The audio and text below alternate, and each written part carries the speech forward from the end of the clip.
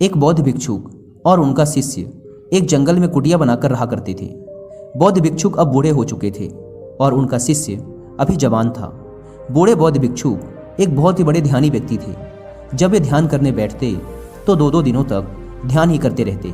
उन बूढ़े बौद्ध भिक्षुक के पास एक बहुत ही अनोखी शक्ति थी कि वो ध्यान की अवस्था में भविष्य को भी देख सकते थे। एक दिन जब वो ध्यान कर रहे थे तो उन्होंने देखा कि आज से 8वें दिन उनके उस युवा शिष्य की मृत्यु हो जाएगी। उन्होंने अपने शिष्य को अपने पास बुलाकर कहा, मैं तुम्हें अगले 7 दिनों की छुट्टी देता हूँ। तुम इन 7 दिनों के लिए अपने घर रहकर आ सकते हो। शिष्य ने खुशी से कहा, क्या यह सच है गुरुवर? गुरु ने कहा, हाँ, मेरा पिछले कई दिनों से अपने घर वालों से मिलने का मन भी कर रहा था। शिष्य ने मुस्कुराते हुए कहा। गुरु ने कहा, ठीक है, तो अब तुम जा सकते हो, लेकिन याद रहे 8वें दिन की शाम होने तक तुम्हें यहाँ वापस पहुँचना है। शिष्य ने हाँ में सर हिलाते हुए कहा, ठीक है गुरुवर, मैं पहुँच जाऊँगा, लेकिन आप अपना ख्याल रखिएगा। अब आप बूढ़े हो चुके हैं, इसलिए आश्रम का कोई भी काम हो उसे मेरे लिए छोड़ देना, मैं वापस आते ही उसे कर दूंगा। इसके बाद शिष्य गुरु का आशीर्वाद लेकर पहाड़ी से नीचे उतर गया, बिना यह देखे कि गुरु की आंखों में अपने शिष्य को खोने का दर्द था। शिष्य के गांव के रास्ते पर एक नदी पड़ती थी। उस नदी के किनारे चींटियों का एक हिल था, जहां लाखों चींटियां थी। उनमें से कुछ चींटियां लगातार हिल के अंदर जा रही थी और कुछ बाहर आ रही थी, जिसमें से कुछ चींटियां एक दूसरे से टकरा जाती और फिर अपना रास्ता बदल लेती। यह सब देख उस शिष्य को बड़ा आनंद आ रहा था। वह कुछ देर तक वहीं खड़ा होकर उन चींटियों को देखता रहा। फिर अचानक उसका ध्यान नदी की तरफ गया। उसने देखा कि नदी का पानी धीरे धीरे बढ़ रहा है, जिससे उठने वाली लहरें चींटियों के हिल के पास तक पहुंच सकती हैं, जिसकी वजह से ये लाखों चींटियां बेवजह मारी जाएंगी। यह सोच उसने तुरंत ही अपने ऊपर के कपड़े उतारे और उसमें मिट्टी भरकर चींटियों के हिल के चारों तरफ एक घेरा सा बना दिया।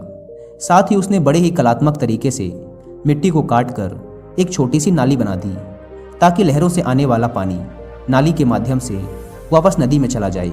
इसके बाद वह नदी पार कर अपने घर चला गया।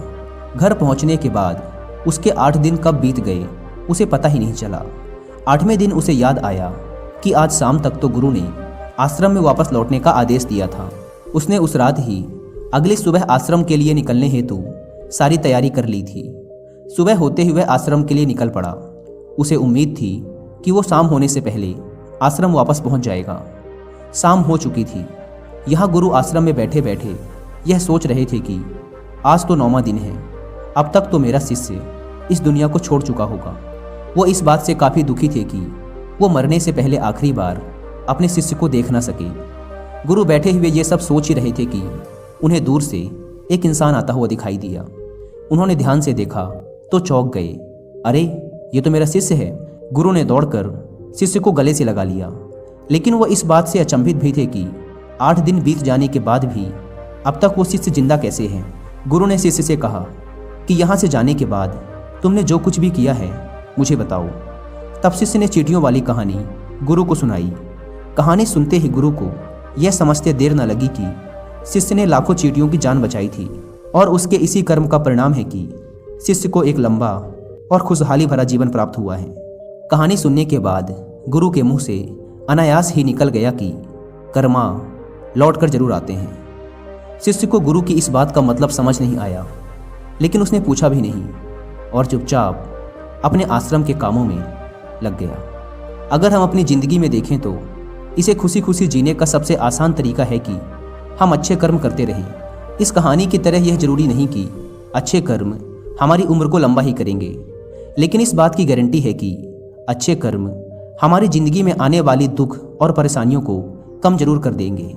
कर्मों का एक बहुत ही साधारण सा सिद्धांत है कि हम जो कुछ भी करते हैं उसका कई गुना लौटकर हमारे पास ही आता है। फिर चाहे वो अच्छे कर्म हों या बुरे, दोनों ही कई गुना होकर हमारे पास आते हैं। अच्छे कर्म करने के लिए ये जरूरी नहीं कि हमारे पास पैसा ही होना चाहिए, और ना ही सिर्फ किसी की जान बचाना ही अच्छा कर्म कहलाता है। किसी असहाय की छोटी सी मदद करना भी अच्छा कर्म है। किसी डीमोटिवेटेड इंसान को मोटिवेट करना भी अच्छा कर्म है। किसी दुख भरे इंसान को संतावना देना भी अच्छा कर्म है। कुल मिलाकर अगर हम किसी भी तरीके से किसी के दुख को कम कर पाए तो वो एक अच्छा कर्म है। और जैसे गलत कर्म करने से हमें बुरा लगता है, और दुख भी होता है, ठीक उसी तरह अच्छे कर्म करने से हमें सुख की अनुभूति होती है। इसलिए अगर हम अपनी ज़िंदगी में खुश रहना चाहते हैं तो हमें आज से ही दूसरों के दुख दर्दों को कम करने की कोशिश शुरू कर देनी चाहिए और हम देखेंगे कि हमारी लाइफ अपने आप ही खुशियों से भर जाएगी।